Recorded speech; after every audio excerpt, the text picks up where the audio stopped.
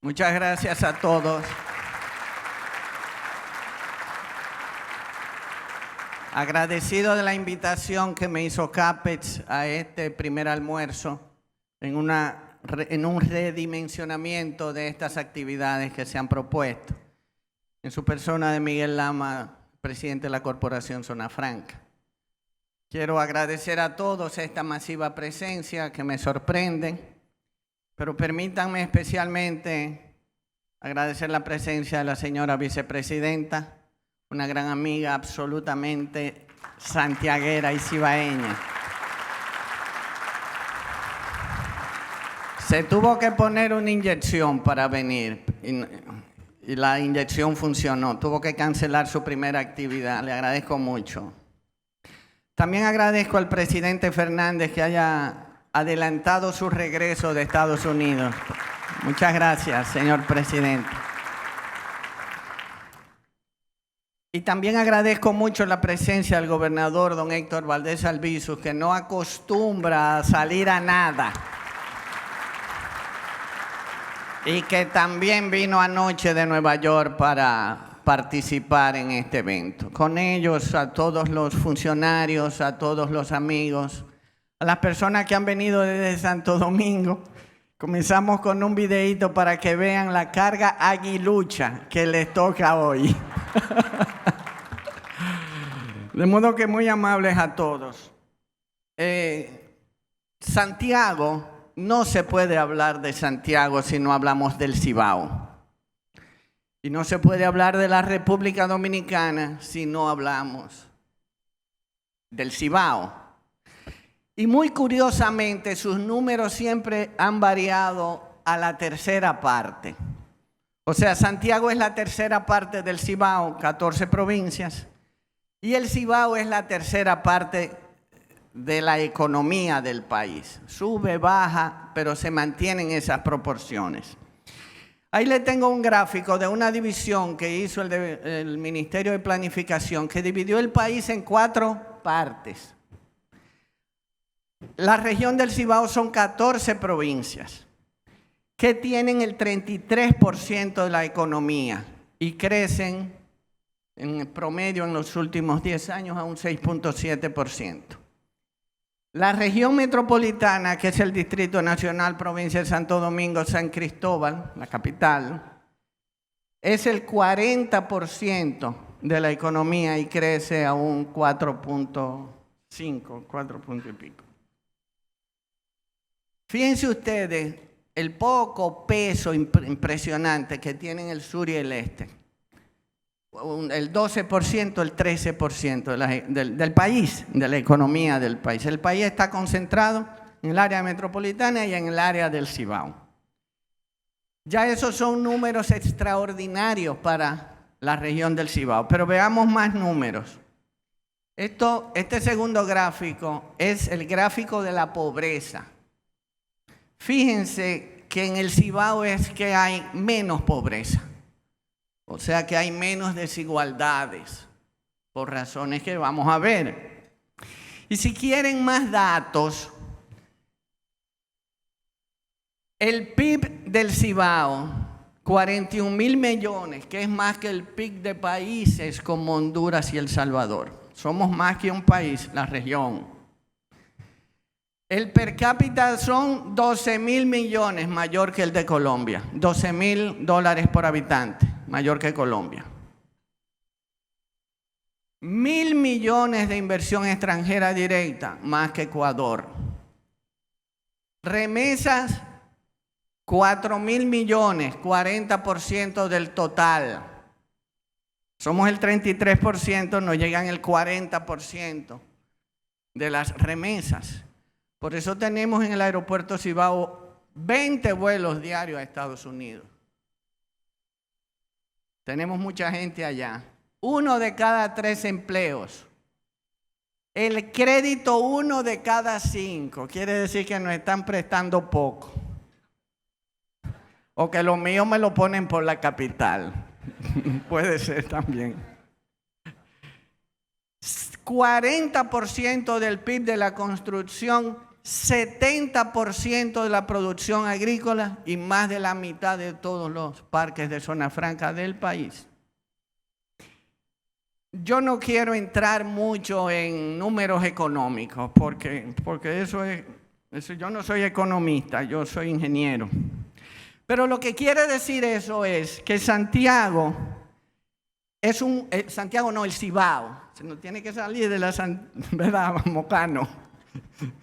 Dice el ministro Andrés Bautista que es el Cibao. Y Jaime David dice que es el Cibao, no es Santiago. El Cibao es un motor de desarrollo del país. Es como un avión. El país es un avión bimotor. Eso no es poca cosa. Ser bimotor en un país de 48,000 kilómetros cuadrados es poco común. Son dos zonas empujando el avión de la República Dominicana. Por supuesto, esto es muy común en muchos países, pero países mucho más grandes. Colombia tiene a Bogotá y a Medellín, pero Colombia tiene 24 veces el tamaño de la República Dominicana. Ecuador tiene a Quito y a Guayaquil, que incluso Guayaquil es más económicamente hablando. Guayaquil tiene el 30 y Quito el 25 del PIB de Ecuador. España tiene a Madrid, tiene a Barcelona y son iguales, 18% cada uno en tamaño. Pero España es 41 veces el tamaño de la República Dominicana. México, por supuesto. México tiene, España es 10 veces, México 41 veces. Pero México tiene casi 2 millones de kilómetros cuadrados con todo lo que le quitaron aquella vez. 2 millones de kilómetros cuadrados. Por supuesto, es trimotor. Tiene a Ciudad México, tiene a Guadalajara, tiene a Monterrey. Y Estados Unidos debe tener 20 motores. ¿Entiendes? Pero para un país pequeño ser monomotor, ser bimotor, no es común. No lo es Uruguay, es monomotor. Paraguay es monomotor. Los centroamericanos son todos monomotores.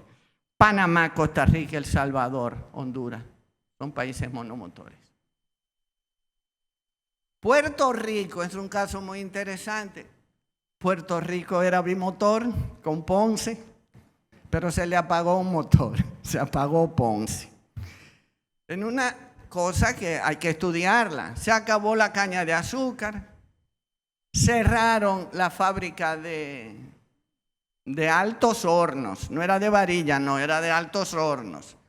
Salían del mineral de hierro y de ahí llegaban hasta el producto final. Cerraron la refinería, una refinería cerrada. La ley esa que promovió las farmacéuticas se instalaron solo al norte. Las élites, como los Ferré, se mudaron a San Juan y se apagó el segundo motor.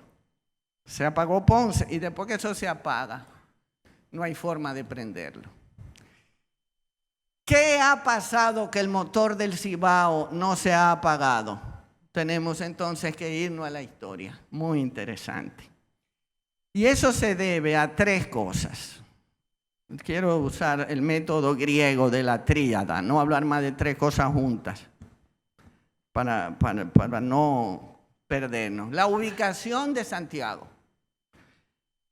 el tabaco y el regionalismo que tenemos. Ahí están las 14 provincias del Cibao y miren la posición de Santiago, mitad, mitad. Entre 2 valles, el valle del Yaque, que dobla hacia el oeste cuando llegue a Santiago, viene de sur a norte y dobla en L hacia el oeste. Y el valle del Yuna, Wellington, que tú lo conoces muy bien, Isil, que sale por el este, por la bahía de Samaná, y que se le mete el Camus, el Cenoví, todos esos ríos. Santiago en ese medio. Eso lo hizo a Santiago un centro geográfico en la zona más fértil del país. Esa posición estratégica fue clave para el desarrollo de Santiago, porque esas 14 provincias reportan directamente a Santiago por razones naturales e históricas. Usted sabe que los mocanos vienen a la universidad, al teatro, a la escuela, al restaurante, todo aquí. Para poner un ejemplo. En mi pueblo, Jaime lo sabe, si tú te enfermas y no vienes a Santiago, tú no tienes categoría. Lo dejaron morir, lo dejaron en Tenares, decimos allá en las agüitas. ¿Por qué no lo llevaron a Santiago? Es una interrelación natural que tenemos, que nos ha favorecido la ubicación. Lo segundo que nos ha favorecido históricamente, y nos sigue favoreciendo ahora, es el tabaco. El tabaco es, bueno, históricamente también pasó una cosa interesante, que lo describen muy bien los libros de historia, las devastaciones de Osoria. Ese es un mapa terrible. Se devastaron en 1606, 1605, 6, todos los pueblos del norte y del oeste, y se llevaron al norte de la capital. De ahí sale Vallaguana, de Yaguana y Vallajá, y Monteplata de Montecristi, para que no vinieran a seguir robando los bucaneros, los piratas. Y se trasladaron al sur. Y solamente se podía vivir en esa área azul. Si usted pasaba para el oeste, estaba preso. Y las fronteras fueron Santiago al norte y Azua al sur. Eso también importantizó mucho Santiago, porque fíjense el pedazo que le dejamos a Haití. Para mí que pocos se cogieron, porque miren lo que nosotros hicimos. Una de las decisiones más malas en la historia del país fueron esas devastaciones. Por eso tenemos hoy Haití. Entonces, Santiago tuvo una importancia y Santiago desarrolló el tabaco. Toda la región desarrolló el tabaco. Toda esa historia la hace Edwin Espinal, que está ahí, que tiene esos 3 libros que son una joya. Primer tomo habla de Santiago desde el fuego en 1863, la guerra de la restauración, hasta el 1900. Y los otros 2 tomos, del 1900 al 1916, ahí está todo. Y narra muy bien la situación del cultivo del tabaco. El tabaco es un cultivo familiar, que tú no necesitas grandes terrenos, que tú lo siembra con la familia, no necesita equipos, lo siembra, lo cultiva, te dura 3, 4 meses, en ese otro intermedio usa la tierra para cultivos de... El caso es que el cultivo del tabaco te crea una economía familiar y doméstica. Y con los años, el tabaco te hace una clase media rural. Y aquí en Santiago, donde todo ese tabaco regional se traía, se secaba, se empacaba, se vendía, se hizo entonces una oligarquía, como dice Juan Bosch en el libro Composición Social Dominicana, que se hace cosmopolita. ¿Por qué cosmopolita? Porque el tabaco era un producto de exportación, sobre todo a Europa. Entonces venían europeos a ayudarnos a sembrar, a asesorarnos, como hacen. El que compra, siémbramelo así, empácamelo así, sécamelo así. Se consolidaba en Santiago, se trasladaba en Recuas a Puerto Plata, hasta que llegó el carril en el 1897, se exportaba. Eso hace que se cree una clase muy interesante en Santiago y en otros pueblos como Puerto Plata y La Vega.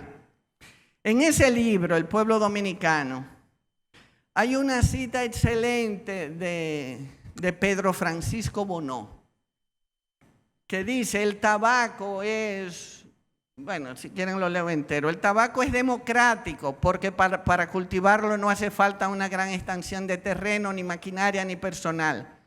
Se puede cosechar a los 6 meses, lo que facilita el financiamiento. El cacao es oligárquico por las razones opuestas. Se necesita mucho terreno. Hay que esperar 10 años para que te dé la primera mazorca. Y tú necesitando, no puedes esperar 10 años que te dé cacao. El azúcar es imperialista, pues despoja a los campesinos de sus tierras comuneras, como en el sur y en el este, y los convierte en un proletariado azucarero. Interesante. Esa situación de ser conuqueros en todo este valle tan fértil nos crea un mercado de tabaco que nos hace cosmopolita, o sea, gente del mundo. Esa oligarquía tuvo unos rasgos muy interesantes. Esa palabra hoy se llama empresariado, pero como la historia lo han escrito esa gente, le ponen oligarquía. Pero vamos a ver qué pasa con la... Imagínense Juan Bosch, oligarquía, burguesía, proletariado, etc. Entonces, esa gente ya con mentalidad cosmopolita hacía cosas que uno no... Me decía Edwin, que anda por ahí, que fueron a la Exposición Universal de París en 1889. Más de 10 empresas santiagueras a exhibir su producto. Yo hago sombrero, yo hago tabaco, yo hago ron, yo vendo esta hoja, etc. En París en 1889. Cuando se inauguró la Torre Eiffel, estaban los santiagueros ahí exhibiendo sus productos.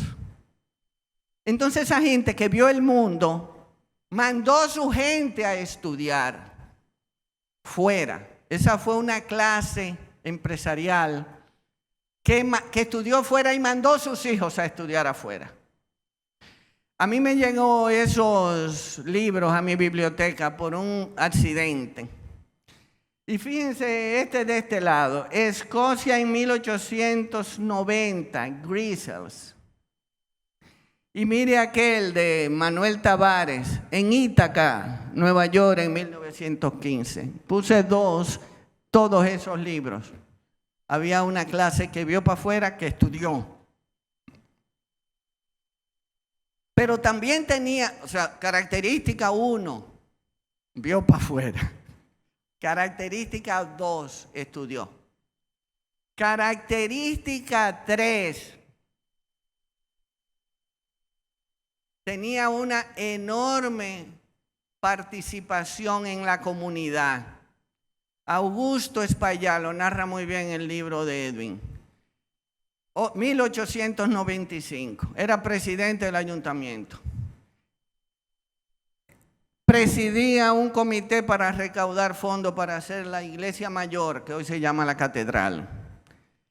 Era miembro de otro comité para traer el cuerpo de bomberos y también era miembro de otro comité para recibir el tren que llegaba en 1897. O sea, eso que nosotros hasta nos peleamos por las asociaciones. La realidad es que lo heredamos. Esa gente tenía sus negocios, los mayores negocios, pero por alguna razón extraña, que no pasa muy comúnmente, le dedicaba un tiempo enorme a esas cosas de la comunidad, del empresariado, de las asociaciones. A mí me sorprende Félix García. Félix García tú lo llamas por una cosa de negocio y lo llamas para otra cosa de una asociación. Y se atreve a irse para la de la asociación. Ni hablar de Miki Lama. Es una cosa que heredamos. Interesante porque es un aporte a la comunidad. Ahora, todo eso lo describe Juan Bosch en ese libro, Composición Social Dominicana. Con el perdón de mis amigos capitaleños, cito al profesor Juan Bosch. Al cabo del tiempo, no me den cuerda que después no me dejan entrar a la capital. Al cabo del tiempo, dice Juan Bosch, los comerciantes compradores de tabaco de La Vega, Santiago y Puerto Plata acabaron formando la base para el establecimiento de una oligarquía comercial que se desarrolló mucho antes que la de la capital, por lo menos 3/4 de siglo. Termino la cita, como decía Peña Gómez. Termino la cita. Ahora, en consecuencia, se hizo un grupo educado, tenía escuela, en la época, siglo XIX, cultural y comercial. Entonces, Santiago tenía en la vida cultural, por ejemplo, la Alianza Cibaeña, Amantes de la Luz, en la educación, la Escuela Superior de Señoritas, la Escuela Normal. Se enriqueció también por unos emigrantes cubanos, presidente, que hemos hablado de eso. Cuba estaba en guerra, la guerra grande, la guerra chiquita, la guerra de los 10 años, y vinieron gente. Ingenios al sur, aquí vinieron también, y nos ayudaron a desarrollar porque los cubanos tenían esa mentalidad más que pasa. Ahora, ese grupo recupera la ciudad después del incendio de 1863. Usted sabe que con la guerra de independencia quemaron la ciudad. No quedó piedra sobre piedra.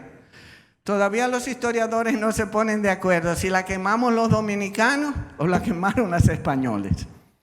Pero nos convino porque los españoles se mandaron. Pero quedamos sin ciudad. 30 años, y ese grupo fue el que ayudó a recuperar la ciudad. También recuperó el tabaco, porque vean cómo son las cosas, llegan en desgracia, las desgracias llegan en cadena. Vino la ciudad quemada, vino la guerra franco-prusiana, los alemanes en guerra no compraban el mismo tabaco. Vinieron unas sequías, después que se acabaron las sequías vinieron inundaciones. Los grandes se fueron. Los chiquitos se quedaron y comenzaron a hacer trampa, a vender el tabaco mojado para que pesara más. Se desprestigió el producto y entramos en desgracia. Y ese grupo también recuperó el tabaco.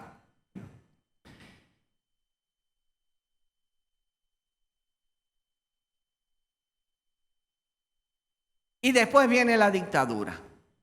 Viene la invasión en el 16, viene la dictadura que por supuesto aplastó la oligarquía. Pero ellos siguieron mandando a la gente a estudiar, hasta las mujeres la mandaron a estudiar, que no es una caballadita. Mandar mujeres a estudiar afuera en esa época, era la mentalidad. Matan a Trujillo. ¿Y quiénes salen de nuevo? Los que habían estudiado, los que habían viajado, los que sabían hablar inglés y vuelven igual como lo hicieron sus bisabuelos y tatarabuelos en el siglo XIX. Esas son la misma gente que forman la Asociación para el Desarrollo.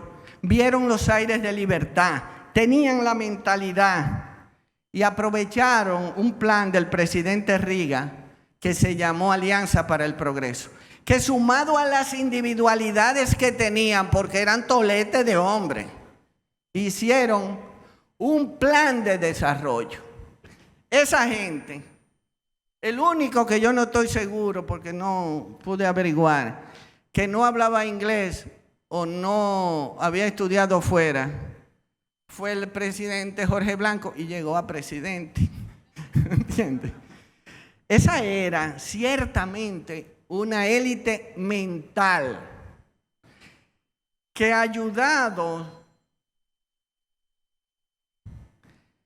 por los Estados Unidos que tenían el plan de desarrollo, lo vamos a ver ahorita en una empresa, en un letrero para el ISA, hicieron un plan. Y mandaron ese señor que me lo presentó el presidente Fernández en París, pago por ellos, que duró 2 años aquí formando ese plan de desarrollo. Se llama Abraham Lowenthal. Yo lo conocí en París, miren lo viejito que está. Viajó de California, de Los Ángeles, a París solo, a atender una invitación del presidente Fernández para hablar de los 60 años de la Revolución de Abril. ¿Qué es lo que yo quiero decir? Que esas cuatro o cinco instituciones que formaron la madre y maestra, que comenzó en esa casita que no se nos puede olvidar, ese monstruo de hombre que se llama Agripino Núñez Collado, transformó esa casita en lo que es hoy la Universidad Madre y Maestra.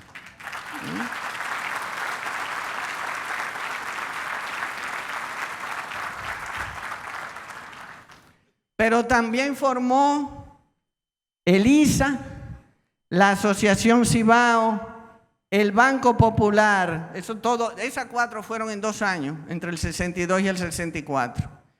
Y ya en la década del 70 se formó la Corporación Zona Franca, que gracias a la corporación y a CAPEX, yo estoy aquí hablando ante ustedes.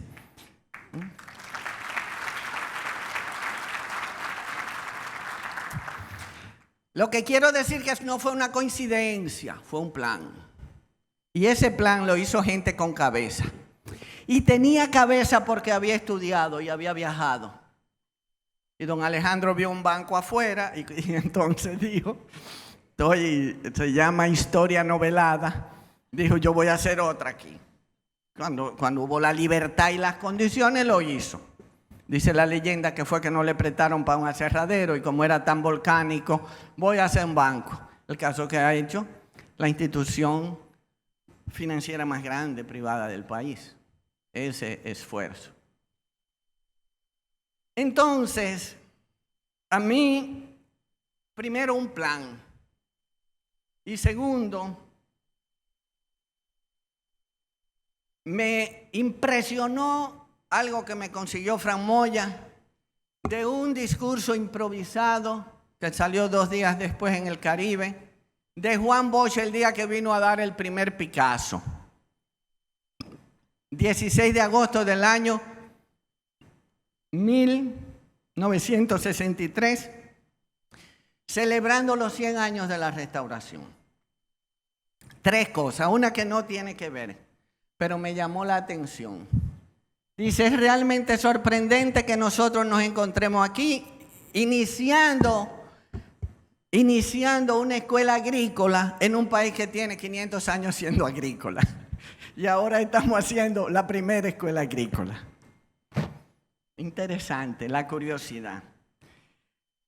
Lo segundo que dijo Juan Bosch, ¿por qué ha ocurrido que haya sido en Santiago precisamente donde se haya producido esta tan importante manifestación de espíritu progresista, de gente que no espera dádivas del gobierno ni de ningún gobierno para empezar a trabajar? Se ha dado por tradición. En primer lugar, Santiago se mantuvo durante siglos solo, aislado. Durante siglos tuvo que hacerle frente a su destino con sus propias fuerzas. No había caminos para comunicar a la ciudad con los puestos de mar. No había telégrafo. La población de Santiago fue creciendo con la sensación de que tenía que valerse ella misma por sus propias manos. Lo mismo frente a los ataques de los piratas que frente a las invasiones haitianas de hace 150 años, que frente a la ocupación española de hace 100 años. Santiago no esperó ayuda. Interesante. Estar tan aislado, vamos a hacerlo nosotros porque los gobiernos no van a venir. Él dice que después que empezamos, los gobiernos nos ayudan. Pero tú tienes que empezar. El presidente Fernández nos ayudó a terminar el Homs. Pero lo empezamos nosotros. Nos dio el empujón que faltaba. Después le compramos al gobierno. Nos dio 9 y a los 3 años le dimos 13. Fue buen negocio para ellos, pero fue más negocio para el país, que acabó un hospital que ha transformado la salud de la ciudad.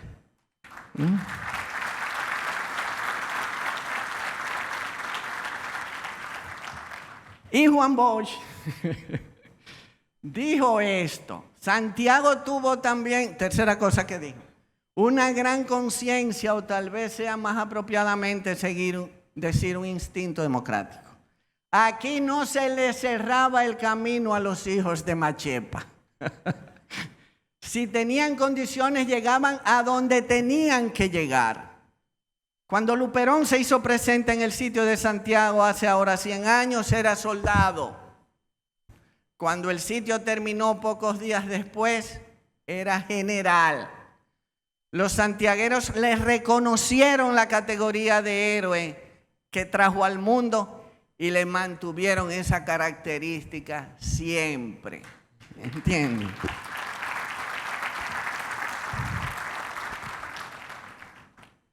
Yo voy a decir yo, porque a algunos se le ha olvidado, yo soy un hijo de Machepa. Y a mí lo que me han ayudado mucho a echar para adelante, nunca me cerraron las puertas. Y no soy de Santiago, llegué a los 3 años, soy de Las Agüitas. No voy a decir que la excelencia vice es hija de Machepa, porque era hija de Leocadio. Pero Leocadio sí era hijo de Machepa. Y era tabaquero, nombre de méritos infinitos. Y para no salir de aquí con una orden de conducencia, no voy a decir que la señora procuradora era hija de Machepa.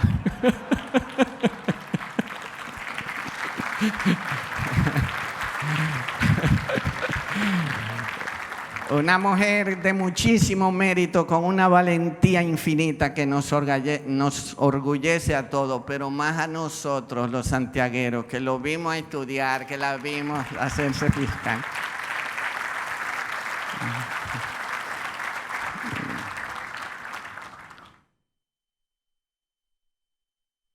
Si vemos cómo ha cambiado la huella de Santiago desde la muerte de Trujillo, es impresionante. Era ese roncito y mire cómo vamos.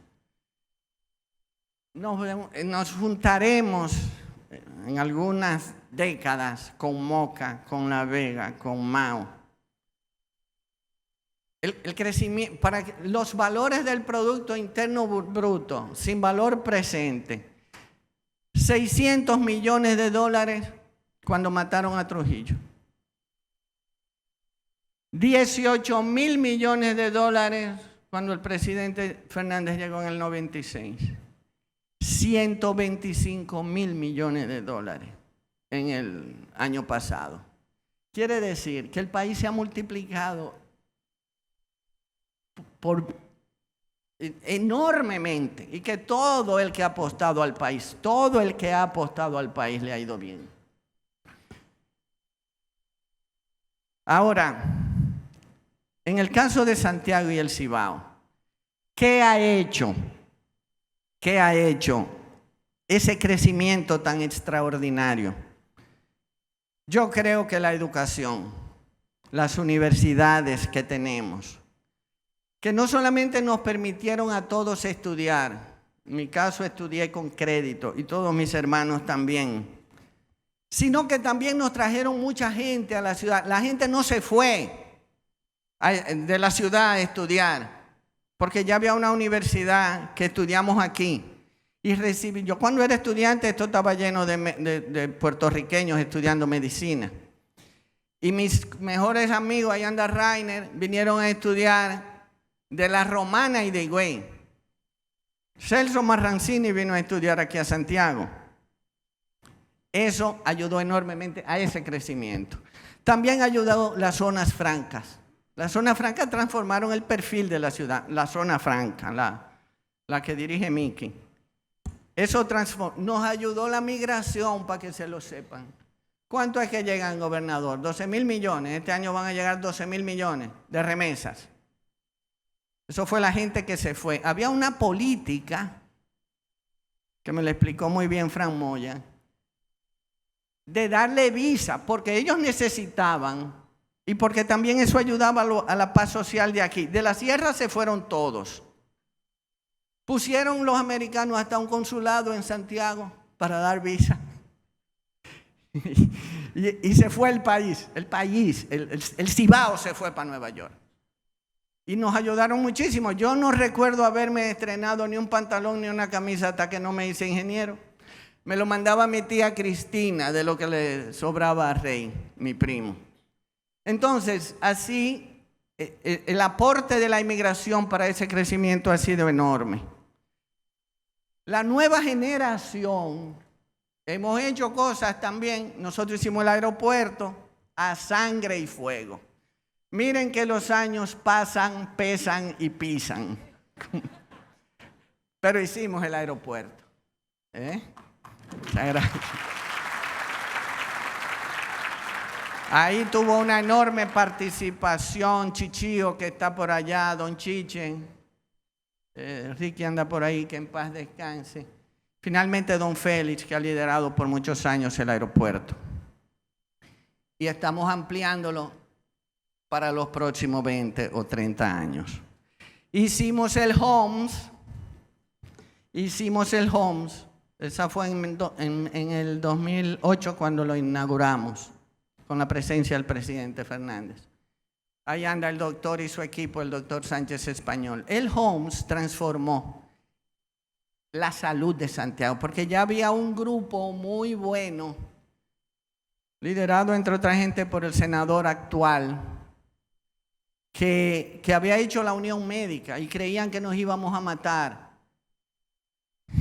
Nosotros habíamos comprado un tomógrafo de 16 cortes, que era más que el viaje al Marte de hoy. Y a la semana ya toditos tenían el de 16, compraron el de 32 y formamos un clúster. Y seguimos haciendo cosas. Estamos haciendo Bici Santiago, que ahí está Melanie, doña. Y estamos trayendo eventos. Y tenemos 1 año y pico. Mañana, ahí está María José Hidalgo, la hija de don Pepe Hidalgo. Cumplimos 1 año que trajimos el primer vuelo. Y viene don Pepe en ese vuelo.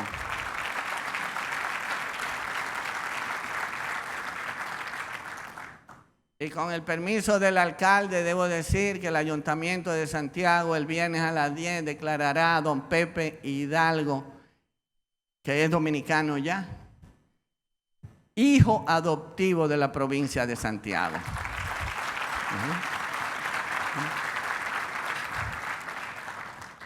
Hicimos CAPEX.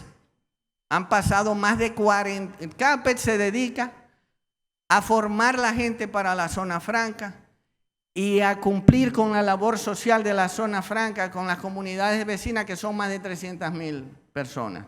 Eso es CAPEX, la que nos ha invitado aquí hoy. Por ahí han pasado más de 40,000 ya, formándose en distintos niveles. Manejamos el Parque de Santiago.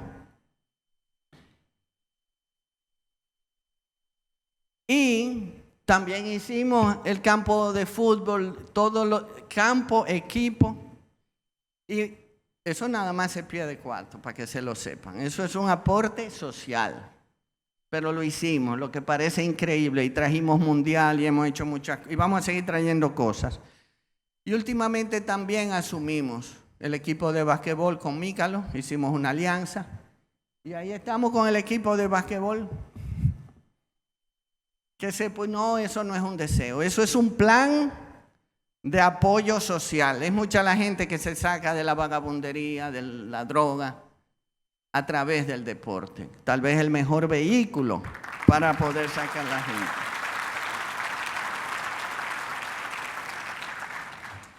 Y finalmente tenemos que ver qué es lo que tenemos que hacer de ahora para adelante para que no nos pase como Ponce y se nos apague el motor. Y es evidente, lo primero lo discutía con don Félix ayer. Oye, tenemos que mantener lo que tenemos. No tenemos muchas cosas. Hay que mantener eso. Segundo, hay que hacerle ajustes a la educación. Es un diagnóstico. El problema es hacerlo realidad. En el tiempo de la inteligencia artificial preventiva, ¿qué quiere decir? No es decirle a ChatGPT, dime por qué se cayó Ponce, como le dije yo. No.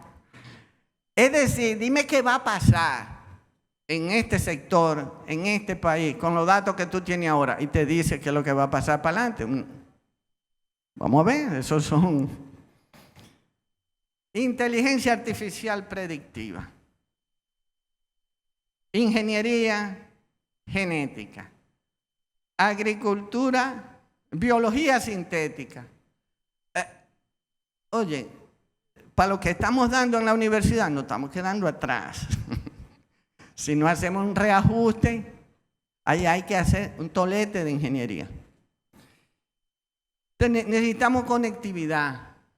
Conectividad significa que lleguen más vuelos al aeropuerto, que nos comuniquemos más rápido con la línea noroeste, que nos comuniquemos más rápido con los pueblos del Cibao. Jaime David está proyectando y patrocinando, empujando que hagamos una carretera entre toda esa finca de aquí a San Francisco, que tú salgas para las ciudades, que tal vez conecte. Tenemos un atraso demasiado grande en infraestructura y salir de la ciudad, sea hacia Gurabo, sea hacia Licey, sea hacia Tamboril, es un desastre porque tenemos 20 años de atraso de infraestructura. Cueto, el acueducto, ¿dónde está Cueto? El acueducto, ¿en qué año fue que se hizo?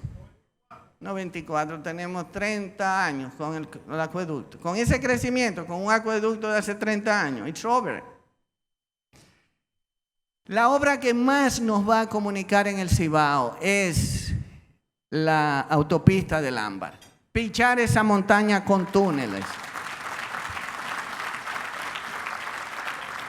Pichar esa montaña que nos ponga en Puerto Plata en media hora. Eso significa que al Cibao se le va a sumar toda la costa. No hay que ver, no hay que tirar cálculos. Eso da. Lo hizo el presidente Pérez Jiménez en Venezuela en la década del 50, uniendo Maiquetía con el Valle de Caracas. Se hizo más recientemente en Medellín, uniendo Medellín con el aeropuerto de Río Negro se llama, y unificando todo el estado de Antioquia. Entonces la infraestructura es preocupante porque esos tapones que vivimos hoy son fruto de un pasivo de infraestructuras que hemos ido acumulando. Ahora, el activo más importante que tenemos, que se puede calificar de intangible porque tú no lo tocas así, es la capacidad que tenemos los santiagueros de ponernos de acuerdo aunque tengamos diferencias. Lo heredamos, lo vimos en el siglo XIX. Tenían diferencias. ¿Ustedes creen que esa gente de la Asociación para el Desarrollo eran en llaves? Tenían diferencias, pero se ponían de acuerdo con proyectos comunes. Ese es un gran activo intangible que tenemos. Yo no sabía que por herencia. Lo heredamos. Ese sentido de grupo se ve en ese letrero de Lisa. Vean. Instituto Superior de Agricultura, un esfuerzo de la Asociación para el Desarrollo, APEDI, en colaboración con los Ministerios de Agricultura y Educación, o sea, gobierno, con la cooperación de la tabacalera público-privada, era público, pero se manejaba como privada, J. Armando Bermúdez privada, Industria Asociada, ese era don Luis Crouch, Augusto Espaillá sucesores, tienen el mismo nombre de sus tatarabuelos. M. Rodríguez y compañía, La Ópera, inmigrante español. Robledo, La Época, inmigrante español. Yapur Dumí, inmigrante árabe. ¿Ve cómo se juntan? Lo de aquí, lo de afuera, lo público, lo privado. Y de aquel lado metiendo el clavo sin rajar de la tabla con la cooperación de Fundación Ford, Texas A&M, Cuerpo de Paz, Lo americano puro, ¿sabes? Proyecto Heifer y la Agencia para el Desarrollo Internacional. Americanos, locales, todos juntos vamos a echar para adelante este país. Eso es lo que tenemos que mantener. A mí me pasó una experiencia que me recuerdo y me engranojo, como digamos en el Cibao. Cuando yo hago el club de fútbol, me meto hasta los tuétanos. Y recibí a José Armando, que anda por ahí, José Armando. Me llevó un sobre lacrado y me dijo, mis hermanos y yo estuvimos junto con mi mamá el fin de semana y te mandamos esta carta. La abro y lo que dice la carta es, hemos visto el esfuerzo que estás haciendo en fútbol. Si Popia estuviera vivo, apoyara ese proyecto.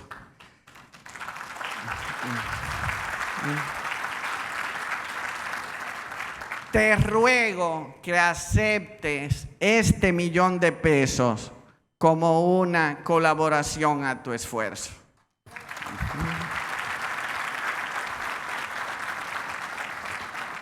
Desde entonces, yo siempre que veo a José Armando le digo socio.